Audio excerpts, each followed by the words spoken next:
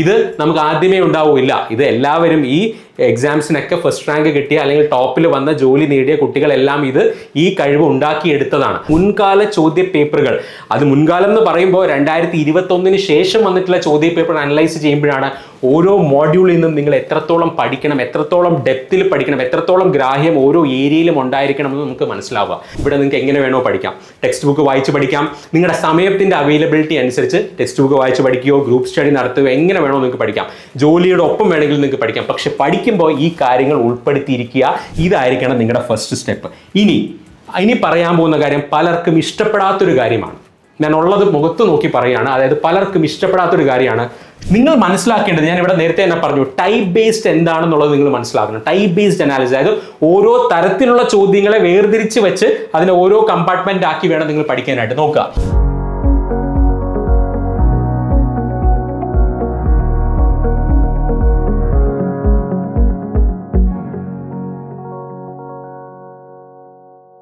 എല്ലാവർക്കും നമസ്കാരം. സ്കോർ അക്കാഡമിയിലേക്ക് സ്വാഗതം. ഈ ഒരു വീഡിയോയിൽ നമ്മൾ ഡിസ്കസ് ചെയ്യാൻ പോകുന്നത് KCB ഇലക്ട്രിസിറ്റി വർക്കർ പരീക്ഷയ്ക്ക് വേണ്ടി എങ്ങനെയാണ് നമ്മൾ ഏറ്റവും ഭംഗിയായി പഠിക്കേണ്ടത്, അതിൻ്റെ ഒരു സമഗ്രമായ ഒരു സ്റ്റഡി പ്ലാൻ ആണ് ഈ വീഡിയോയിൽ നമ്മൾ പറയുന്നത്. ഇത് നിങ്ങൾ എങ്ങനെ പ്രിപ്പയർ ചെയ്യുകയാണെങ്കിലും, അതായത് നിങ്ങൾ സ്വന്തമായി നിമി ടെക്സ്റ്റ് ബുക്കും അതുപോലെ തന്നെ പ്രീവിയസ് ക്വസ്റ്റ്യൻസ് ഒക്കെ വെച്ച് പഠിക്കാനാണ് നിങ്ങളുടെ തീരുമാനമെങ്കിൽ നിങ്ങൾ എന്തൊക്കെയാണ് ശ്രദ്ധിക്കേണ്ടത്. അതുപോലെ നിങ്ങളൊരു ഗ്രൂപ്പ് സ്റ്റഡിയാണ് നടത്തുന്നത്, നിങ്ങളുടെ സുഹൃത്തുക്കളുമായി ചേർന്നിരുന്ന ഒരു ഗ്രൂപ്പ് സ്റ്റഡി നടത്താനാണ് പ്ലാനെങ്കിലും നിങ്ങൾ എന്തൊക്കെ ഉൾപ്പെടുത്തണം നിങ്ങളുടെ പ്രിപ്പറേഷനിൽ എന്നുള്ളതായിരിക്കും ഞാൻ ഈ വീഡിയോയിൽ പറയുന്നത്. അതായത് ഈ സ്റ്റഡി പ്ലാൻ എന്ന് പറയുന്നത് നിങ്ങൾ ഏത് സ്റ്റേജിൽ നിൽക്കുകയാണ്, അതായത് നിങ്ങൾ ഇതുവരെ പരീക്ഷയ്ക്ക് ഒന്നും തന്നെ അപ്ലൈ ചെയ്യുകയോ പ്രിപ്പയർ ചെയ്യുകയോ ചെയ്തിട്ടില്ല, നിങ്ങളുടെ ആദ്യത്തെ PSC എക്സാം ആണെങ്കിലും ഇതിനു മുമ്പ് നിങ്ങൾ അപ്ലൈ ചെയ്തിട്ടുണ്ട്, എന്നാൽ വേണ്ട രീതിയിൽ ഒരു കാര്യമായിട്ടുള്ള ഒരു പ്രിപ്പറേഷൻ നടത്താൻ സാധിച്ചിട്ടില്ല, ഏത് സ്റ്റേജിൽ നിൽക്കുന്ന ഒരാളാണെങ്കിലും നിങ്ങൾക്ക് ഈ ഒരു പ്രിപ്പറേഷൻ പ്ലാൻ അല്ലെങ്കിൽ ഈ സ്റ്റഡി പ്ലാൻ നിങ്ങൾക്ക് ഉപകാരപ്പെടും. മാത്രമല്ല, ഞാൻ ഈ സ്റ്റഡി പ്ലാനിൽ പറയാൻ പോകുന്ന ഇമ്പോർട്ടൻ്റ് ആയിട്ടുള്ള കാര്യങ്ങൾ നിങ്ങളുടെ പ്രിപ്പറേഷനിൽ ഉൾപ്പെടുത്താനും നിങ്ങൾ ശ്രമിക്കുക. ഓക്കെ, അപ്പോൾ ആദ്യം തന്നെ ഈ വീഡിയോയിൽ ഞാൻ പറയാൻ പോകുന്നത് KCB ഇലക്ട്രിസിറ്റി വർക്കറുമായി ബന്ധപ്പെട്ടിട്ടുള്ള എല്ലാ കാര്യങ്ങളും, അതായത് പ്രധാനപ്പെട്ട നമ്മൾ പഠിച്ചു തുടങ്ങുന്നതിന് മുമ്പ് നമ്മൾ അറിഞ്ഞിരിക്കേണ്ട എല്ലാ കാര്യങ്ങളും ഈ വീഡിയോയിൽ ഞാൻ പറയുന്നുണ്ടാവും. ആദ്യമായിട്ട് എങ്ങനെയാണ് എന്തായിരിക്കണം സിലബസ്, ഏത് സിലബസിന് വേണ്ടിയാണ് നമ്മൾ പ്രിപ്പയർ ചെയ്യേണ്ടത്. അത് നമുക്ക് അറിയാവുന്ന പോലെ PSCയുടെ എക്സാമിൻ്റെ ഡേറ്റ് അനൗൺസ് ചെയ്ത് കഴിഞ്ഞിട്ടായിരിക്കും PSCയുടെ ആക്ച്വൽ സിലബസ് വരിക. ഇതൊരു ടെക്നിക്കൽ എക്സാം ആയതുകൊണ്ട് തന്നെ നമുക്ക് മുൻകൂട്ടി ഏതൊക്കെ സിലബസ് പഠിച്ചു വയ്ക്കാം ആ കാര്യം നിങ്ങൾക്ക് വ്യക്തമായിട്ടൊരു ഐഡിയ ഉണ്ടായിരിക്കണം. അതായത് സിലബസ് എന്താണെന്നും ആ സിലബസിനെ എങ്ങനെ അപ്രോച്ച് ചെയ്യണം എന്നുള്ളതിൻ്റെ ഒരു പ്രിപ്പറേഷൻ സ്ട്രാറ്റജി ഞാൻ പറയുന്നുണ്ടാവും.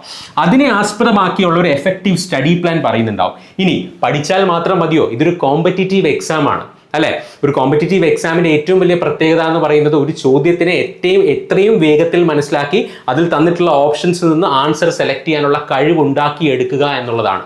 ഇത് നമുക്ക് ആദ്യമേ ഉണ്ടാവില്ല. ഇത് എല്ലാവരും ഈ എക്സാംസിനൊക്കെ ഫസ്റ്റ് റാങ്ക് കിട്ടിയ അല്ലെങ്കിൽ ടോപ്പിൽ വന്ന ജോലി നേടിയ കുട്ടികളെല്ലാം ഈ കഴിവ് ഉണ്ടാക്കിയെടുത്തതാണ്. ആ ഉണ്ടാക്കിയെടുക്കാനായിട്ട് ചിട്ടയായ പഠനവും പ്ലാനും ആവശ്യമാണ്. അതാണ് ഈ വീഡിയോയുടെ പ്രധാന ഉദ്ദേശം.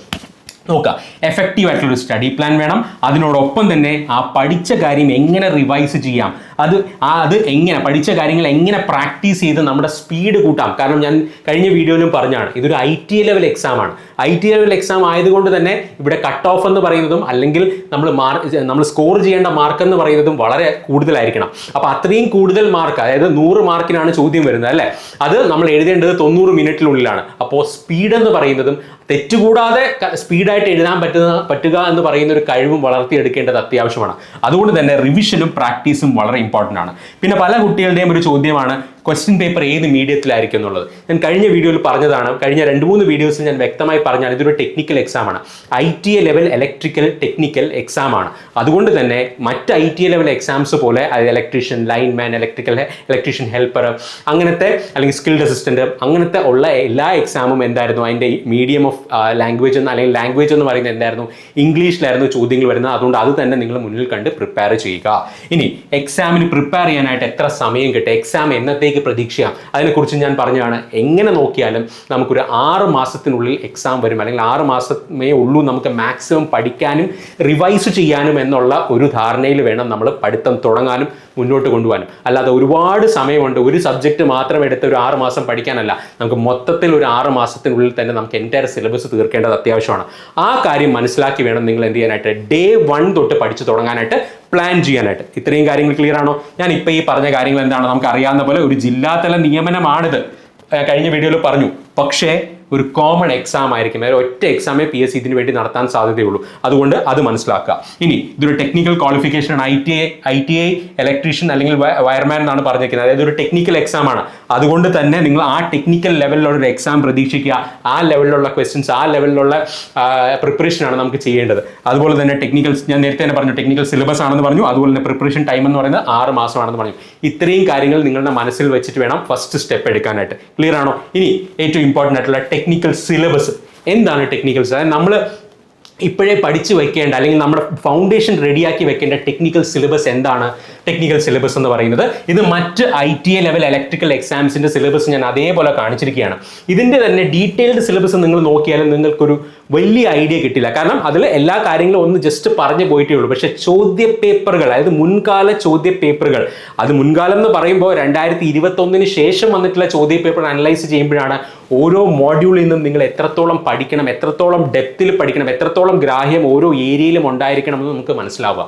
അപ്പോൾ നോക്കുകയാണെങ്കിൽ ഇതൊരു കേരള PSC പബ്ലിഷ് ചെയ്യുന്ന ITI ലെവൽ സിലബസ് ആണ്. ഇലക്ട്രിക്കൽ എക്സാംസിന് വേണ്ടിയുള്ള സിലബസ് ആണ്. ഇതിൽ 10 മോഡ്യൂളുകളാണ് ഉള്ളത്. അത് ഞാൻ ഓരോന്നായിട്ട് ഇവിടെ കാണിച്ചിട്ടുണ്ട്. Basic electricity, Ohm's law, magnetism, alternating current and earthing, DC machines, AC motors, single and 3 phase AC motors ഉണ്ട്. ഇനി ഇവിടെ AC മോട്ടോഴ്സ് മാത്രമാണ് വരിക? അല്ല, നമുക്ക് ജനറേറ്റേഴ്സിനെ കുറിച്ചുള്ള ചോദ്യങ്ങൾ വരാറുണ്ട്. അതുകൊണ്ട് ഇത് ഇങ്ങനെ പറഞ്ഞിട്ടുണ്ടെങ്കിൽ പോലും അതുമായി ബന്ധം, കാരണം PSCയുടെ സിലബസിന്റെ ഏറ്റവും അടിയിലൊരു നോട്ട് കൊടുത്തിട്ടുണ്ട്. എന്താണ്? ഇത് മാത്രമല്ല, ഈ നിങ്ങളുടെ യോഗ്യത എന്താണ്, അല്ലെങ്കിൽ ഈ പരീക്ഷ ഏത് യോഗ്യത ഉള്ളവർക്കാണോ നടത്തുന്നത് അതുമായി ബന്ധപ്പെട്ട് എന്ത് ചോദ്യം വേണോ ചോദിക്കാം എന്ന് PSC ഓൾറെഡി തന്നെ ഡിക്ലെയർ ചെയ്തിട്ടുണ്ട്. അതുകൊണ്ട് തന്നെ ഞാൻ നേരത്തെ പറഞ്ഞതുപോലെ മുൻകാല ചോദ്യങ്ങളും അതുപോലെ തന്നെ ഈ ലെവലിൽ ചോദിക്കാൻ സാധ്യതയുള്ള ചോദ്യങ്ങളെല്ലാം മുൻകൂട്ടി കണ്ട് അത് പഠിച്ചിട്ട് വേണം നമ്മൾ പോകാനായിട്ട്. അതിന് വ്യക്തമായൊരു പ്ലാൻ ഉണ്ടാവണം. ഇനി 6ാമത്തെ module AC motors, single and 3 phase, അതുപോലെ തന്നെ ജനറേറ്റേഴ്സ് നിങ്ങൾ എന്ത് ചെയ്യണം? ഒന്ന് അറിഞ്ഞിരിക്കുക. ഇൻസ്ട്രുമെന്റ്സ് ആൻഡ് ട്രാൻസ്ഫോമേഴ്സ്, അതായത് മെഷറിംഗ് ഇൻസ്ട്രുമെന്റ്സ് ഒന്ന് അറിഞ്ഞിരിക്കുക. അതുപോലെ തന്നെ ഇലുമിനേഷൻ ആൻഡ് ബേസിക് ഇലക്ട്രോണിക്സ് ഒന്ന് അറിഞ്ഞിരിക്കുക. പവർ ജനറേഷൻ, അതായത് പവർ സിസ്റ്റം എന്ന് പറയുന്ന ടോപ്പിക്കിൽ വരുന്ന പവർ ജനറേഷൻ അറിഞ്ഞിരിക്കുക. ട്രാൻസ്മിഷൻ അറിഞ്ഞിരിക്കുക. അതുപോലെ തന്നെ ബേസിക് ആയിട്ടുള്ള പ്രൊട്ടക്റ്റീവ് ഡിവൈസസും കൂടെ ഒന്ന് അറിഞ്ഞിരിക്കുക. ഒരുപാട് ഡെപ്തിലേക്ക് ഒന്നും പോകേണ്ട ആവശ്യമില്ല. പക്ഷേ ചിട്ടയായി ഇതിൽ ഈ ഒരു ITI ലെവലിൽ ആവശ്യമുള്ള ചോദ്യങ്ങൾ എന്ന് കരുതി ഏറ്റവും ഫണ്ടമെന്റൽ നമ്മൾ +2 അല്ലെങ്കിൽ 10ാം ക്ലാസ്സിലൊക്കെ പഠിക്കുന്ന ഫിസിക്സിന്റെ ചോദ്യങ്ങൾ ഇവിടെ എക്സ്പെക്ട് ചെയ്തുകൊണ്ട് പോകരുത്. ആ രീതിയിലല്ല നമുക്ക് ഇവിടെ പഠിക്കേണ്ടെന്നുള്ള കാര്യം ആദ്യമേ തന്നെ പറയാം. എഗെയിൻ ഒരു 6 മാസം മെനക്കെടാൻ നിങ്ങൾ തയ്യാറാണെങ്കിൽ നിങ്ങൾക്ക് ഇത് ഇതിൽ ചോദ്യത്തിൽ ഏത് തരത്തിലുള്ള ചോദ്യം വരികയാണെങ്കിൽ നിങ്ങൾക്ക് എഴുതാൻ പറ്റും. പക്ഷേ ആ രീതിയിൽ പ്രിപ്പയർ ചെയ്യുക. അല്ലാതെ പലരും കുട്ടികളും 10ാം ക്ലാസ്സിലെയും 11ാം ക്ലാസ്സിലേക്ക് ഫിസിക്സിൽ വരുന്ന ഇലക്ട്രിസിറ്റിയുടെ ചോദ്യങ്ങൾ അല്ലെങ്കിൽ അതിൽ മാഗ്നറ്റിസത്തിന്റെ ചോദ്യങ്ങൾ ആ ലെവൽ മതിയോ എന്നൊക്കെ ചോദിച്ചവരുണ്ട്. അത് പോരാ. അത് നിങ്ങൾക്ക് ഞാൻ പറഞ്ഞത് വിശ്വാസം വന്നില്ലെങ്കിൽ കേരള PSCയുടെ വെബ്സൈറ്റിൽ കയറിയിട്ട് ITI ലെവലിൽ ഇതിനു മുമ്പ് ഇപ്പം നടന്നിട്ടുള്ള, അതായത് 2021 ശേഷം നടന്നിട്ടുള്ള ചോദ്യ പേപ്പറുകൾ ഒന്ന് അനലൈസ് ചെയ്താൽ ഒരു 1-2 മണിക്കൂർ കൊണ്ട് നിങ്ങൾക്ക് അത് മൊത്തം മനസ്സിലാവും എങ്ങനെയാണ് ചോദ്യങ്ങൾ വരുന്നത് എന്നുള്ളത്. അപ്പോൾ അത് ആൻസർ ചെയ്യാൻ തക്കവണ്ണം നമ്മൾ എന്ത് ചെയ്യണം? നമ്മൾ പ്രാപ്തരായിരിക്കണം. ആ കാര്യം മനസ്സിലാക്കുക. ഇനി ഈ സിലബസ് ഞാൻ ഓരോ സിലബസ്, അതായത് ഓരോ മോഡ്യൂളിനും ഉള്ള സിലബസ് വൈസ് ആയിട്ടുള്ള വീഡിയോ പിന്നെ വേണമെങ്കിൽ ചെയ്യാം. അത് നമ്മുടെ ഓരോ മോഡ്യൂളിലും ഈ പറയുന്നത് നമുക്ക് ഡീറ്റെയിൽഡ് ആയിട്ട് പഠിക്കാമെന്നുള്ളതാണ്. പക്ഷേ അത് ഇവിടെ വെറുതെ അതിൻ്റെ ടോപ്പിക്ക് പഠിക്കണമെന്ന് പറഞ്ഞതുകൊണ്ട് പ്രത്യേകിച്ച് കാര്യമില്ല. പക്ഷേ ഈ ഓരോ ടോപ്പിക്കും എങ്ങനെ പഠിക്കണം എന്നുള്ളതിനെ കുറിച്ച് ഞാനൊരു വ്യക്തമായ ധാരണ ഇപ്പം തരുന്നുണ്ടാവും. ഇത് ഓരോ ഡീറ്റെയിൽഡ് സിലബസ് വൈസ് അനാലിസിസ് നമുക്ക് പിന്നെ ചെയ്യാം കേട്ടോ. അപ്പം നോക്കുക, ഏതൊരു പരീക്ഷയാണെങ്കിൽ ഇതൊരു ITI ലെവൽ എക്സാം എന്നാണ് ഞാൻ എഴുതിയിരിക്കുന്നത്. പക്ഷേ ഏതൊരു പരീക്ഷയ്ക്കും ഏതൊരു കോമ്പറ്റേറ്റീവ് എക്സാമിനും നിങ്ങൾക്ക് ഈ സ്ട്രാറ്റജി ഫോളോ ചെയ്യാവുന്നതാണ്. ആദ്യം തന്നെ ഈ ഒരു ഭാഗം ഇതൊക്കെ വിട്ടേക്കുക. ആദ്യം തന്നെ നിങ്ങൾ ഈ ഒരു ഭാഗം മനസ്സിലാക്കുക. Study, class, learning phase. എന്താണ് ലേണിംഗ് ഫേസ് എന്ന് പറഞ്ഞാൽ? നിങ്ങൾ പഠിച്ചിരിക്കേണ്ട അല്ലെങ്കിൽ പഠനത്തിൻ്റെ ആ ഒരു ഫേസ് ആണ്. അതാണ് നിങ്ങൾ ആദ്യം കാലെടുത്ത് വെക്കാൻ പോകുന്നത്. ഞാൻ നേരത്തെ പറഞ്ഞു ഇവിടെ നിങ്ങൾക്ക് എങ്ങനെ വേണോ പഠിക്കാം. ടെക്സ്റ്റ് ബുക്ക് വായിച്ച് പഠിക്കാം. നിങ്ങളുടെ സമയത്തിൻ്റെ അവൈലബിലിറ്റി അനുസരിച്ച് ടെക്സ്റ്റ് ബുക്ക് വായിച്ച് പഠിക്കുകയോ ഗ്രൂപ്പ് സ്റ്റഡി നടത്തുകയോ എങ്ങനെ വേണോ നിങ്ങൾക്ക് പഠിക്കാം. ജോലിയുടെ ഒപ്പം വേണമെങ്കിൽ നിങ്ങൾക്ക് പഠിക്കാം. പക്ഷെ പഠിക്കുമ്പോൾ ഈ കാര്യങ്ങൾ ഉൾപ്പെടുത്തിയിരിക്കുക. ഞാൻ നേരത്തെ പറഞ്ഞ ഈ സിലബസിലുള്ള എല്ലാ കാര്യങ്ങളും, എല്ലാ മുക്കും മൂലയും അറിഞ്ഞിരിക്കുക. കാരണം ഞാൻ നേരത്തെ പറഞ്ഞു 80 മാർക്കിൽ കൂടുതലായിരിക്കണം നമ്മൾ സ്കോർ ചെയ്യേണ്ട മാർക്ക് എന്നുള്ള കാര്യം മനസ്സിൽ ഇപ്പോഴേ ഉറപ്പിച്ചിടുക. എന്നാൽ മാത്രമേ ടോപ്പ് റാങ്കിൽ വരാൻ സാധിക്കുള്ളൂ. എന്നാൽ മാത്രമേ ഫസ്റ്റ് അഡ്വൈസിൽ ജോലി കിട്ടുകയുള്ളൂ. ആ കാര്യം കൂടെ നിങ്ങൾ മനസ്സിലാക്കുക. നോക്കുക, സബ്ജക്റ്റ് വൈസ് നിങ്ങൾ പഠിക്കാനായിട്ട് പ്രാപ്തരായിരിക്കണം. ഓരോ ദിവസവും ഓരോ സ്ഥലത്ത് നിന്ന് റാൻഡമായിട്ട് കയറി പഠിക്കാൻ ശ്രമിക്കരുത്. കാരണം നമുക്ക് ഒരുപാട് കാര്യങ്ങൾ പഠിക്കാനുണ്ട്, ഒരുപാട് കാര്യങ്ങൾ റിവൈസ് ചെയ്യാനുണ്ട്. പഠിച്ചാൽ മാത്രം പോരാ, റിവിഷൻ വളരെ ഇമ്പോർട്ടൻ്റ് ആണ്. അതുകൊണ്ട് സബ്ജക്റ്റ് വൈസ് തന്നെ എന്ത് ചെയ്യുക? പഠിച്ചു തുടങ്ങുക. ബിൽഡ് ഫൗണ്ടേഷൻ, അതായത് ഓരോ സബ്ജക്റ്റിന്റെയും ഏറ്റവും ഫണ്ടമെന്റൽ കാര്യം തൊട്ട് തന്നെ, ബേസിക് ഇലക്ട്രിസിറ്റി എന്ന് പറയുമ്പോൾ എന്താണ് ചാർജ്, അതിൽ നിന്ന് ചോദിക്കാൻ സാധ്യതയുള്ള മറ്റു ചോദ്യങ്ങൾ എന്താണ്, ഈ കാര്യങ്ങളെല്ലാം മനസ്സിലാക്കുക. അത് എവിടെ വരെ പോകണം എന്നുള്ളത് വ്യക്തമായിട്ട് അറിഞ്ഞിട്ടുണ്ട്. ഒരുപാട് കാട് കയറി പോകേണ്ട ആവശ്യമില്ല, എന്നാൽ ആവശ്യമുള്ളത് പഠിക്കുകയും വേണം. അതാണ് ബിൽഡ് ഫൗണ്ടേഷൻ. ഇനി കോൺസെപ്റ്റിലുള്ള ക്ലാരിറ്റി, കാണാതെ പഠിച്ചുകൊണ്ട് പോകരുത്. 100 ചോദ്യം 10 സബ്ജക്റ്റിൽ നിന്നാണ് വരുന്നത്. നമ്മൾ അവിടെ ഇരിക്കുമ്പോൾ നമുക്ക് ഇത് അവിടത്തെയാണോ ഇവിടത്തെയാണോ എന്നൊക്കെ പറഞ്ഞ് പലതരത്തിലുള്ള കൺഫ്യൂഷൻ വരും, ഡൗട്ട് വരും, അല്ലെങ്കിൽ നമുക്ക് പഠിച്ചതുപോലും എഴുതാൻ പറ്റില്ല. അതിന് ഒറ്റ വഴിയേ ഉള്ളൂ, ഇത്തിരി സമയം കൂടുതൽ എടുത്താലും കോൺസെപ്റ്റ് മനസ്സിലാക്കി പഠിക്കുക. അതിനോടൊപ്പം തന്നെ ഞാൻ നേരത്തെ പറഞ്ഞ കാര്യം, ഹൈ വെയിറ്റേജ് ഏരിയാസ് മനസ്സിലാക്കുക.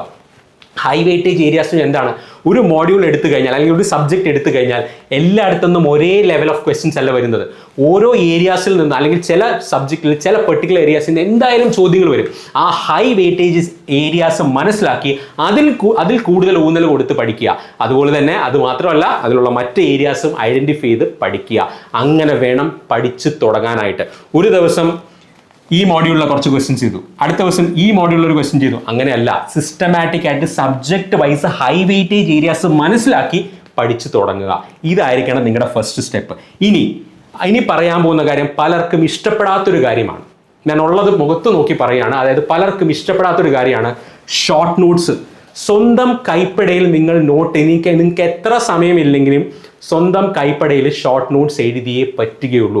അങ്ങനെ ഉള്ളവർക്കാണ് PSC എക്സാം അല്ലെങ്കിൽ കോമ്പറ്റേറ്റീവ് എക്സാമും കിട്ടുന്നത്. അതിൻ്റെ കാരണം എന്താണെന്ന് വെച്ച് കഴിഞ്ഞാൽ, നമ്മൾ ഈ പഠിക്കുന്നത് നമ്മൾ ഒരാഴ്ച കൊണ്ട് പഠിക്കുന്നത് പോകെ നമുക്ക് 2 ദിവസം കൊണ്ട് റിവൈസ് ചെയ്യേണ്ടി വരും. എക്സാം അടുക്കാറാകുമ്പോൾ ഒരാഴ്ച കൊണ്ടും അര ദിവസം കൊണ്ട് റിവൈസ് ചെയ്യേണ്ടി വരും. അത് ഏറ്റവും ഭംഗിയായി ഏറ്റവും കുറച്ച് ചുരുങ്ങിയ സമയം കൊണ്ട് ചെയ്യണമെങ്കിൽ സ്വന്തം കൈപ്പടയിൽ എഴുതിയ ഷോർട്ട് നോട്ട് വേണം. ഇത് നിങ്ങൾക്ക് ഞാൻ പറഞ്ഞിട്ട് വിശ്വാസം വരുന്നില്ല എങ്കിൽ ഇതേപോലുള്ള എക്സാംസ് ക്വാളിഫൈ ചെയ്ത നിങ്ങളുടെ പരിചയക്കാരും നിങ്ങളുടെ സുഹൃത്തുക്കളും നിങ്ങളുടെ സീനിയേഴ്സും ചേട്ടനോ ചേച്ചിയോ ഒക്കെ ഉണ്ടാവും. അവരോടൊന്ന് ചോദിക്കുക, ഇത് ക്വാളിഫൈ ചെയ്തവരോട് ചോദിക്കുക. ഇനി നിങ്ങൾക്ക് ആരെയും പരിചയമില്ലെങ്കിൽ നമ്മളുടെ യൂട്യൂബ് ചാനലിൽ തന്നെ ഈ എക്സാംസ് ഒരുപാട് തവണ ക്വാളിഫൈ ചെയ്ത ടോപ്പിൽ വന്ന ആൾക്കാരുടെ ഇൻ്റർവ്യൂസ് ഇട്ടിട്ടുണ്ട്. അവരെല്ലാം ജോലിയോടൊപ്പം തന്നെയാണ് ഈ നോട്ട് എഴുതി പഠിച്ചത്. അങ്ങനെ കഷ്ടപ്പെട്ട് പഠിച്ചവർക്ക് തന്നെയാണ് ജോലി കിട്ടുന്നത്. അത് നിങ്ങൾ മനസ്സിലാക്കുക. ഞാൻ നേരത്തെ പറഞ്ഞല്ലോ, ഇതൊരു 6 മാസം അല്ലെങ്കിൽ മാക്സിമം പോയി 1 വർഷത്തെ കഷ്ടപ്പാടാണ്. ആ 1 വർഷം കഷ്ടപ്പെടാനായിട്ട് നിങ്ങൾ എന്ത് ചെയ്യുക? നിങ്ങൾ സ്വയം മനസ്സിനെ പാകപ്പെടുത്തി വെക്കുക. എളുപ്പത്തിൽ ഇതൊന്നും കിട്ടാൻ പോകുന്നില്ല, പക്ഷെ മെനക്കെട്ട് കഴിഞ്ഞാലോ നിങ്ങൾ വിചാരിക്കാത്ത സ്ഥലത്ത് നിങ്ങൾക്ക് എത്താൻ പറ്റും. ആ കാര്യം ഒന്ന് ഓർത്തിരിക്കുക. അപ്പോൾ പഠിക്കുന്ന ഓരോ കാര്യത്തിൻ്റെയും ഷോർട്ട് നോട്ട് നിർബന്ധമാണ്. ഇത് കഴിഞ്ഞു കഴിഞ്ഞാൽ അടുത്ത ഫേസ്, പഠനം തുടങ്ങിക്കഴിഞ്ഞാൽ അതിൻ്റെ കൂടെയുള്ള ഫേസ് തന്നെയാണ്, അതിൻ്റെ പാരലൽ ആയിട്ടുള്ള ഫേസ് ആണ് എന്ത്? Question practice. പഠിച്ച് പോയാൽ പോരാ, ചോദ്യങ്ങൾ പ്രാക്ടീസ് ചെയ്താൽ മാത്രമേ സ്പീഡ് കൂടുകയുള്ളൂ.